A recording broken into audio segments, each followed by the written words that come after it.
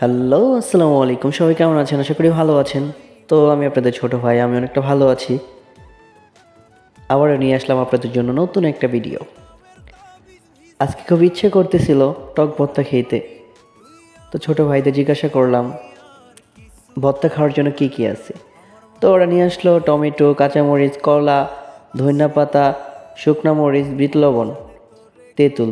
তো এগুলো সব কিছু একসাথে দিয়ে মিক্স করে খুব টেস্ট করে একটা ভর্তা বানালাম। 3 ভাই মিলে খেলাম, খুব টেস্ট ছিল।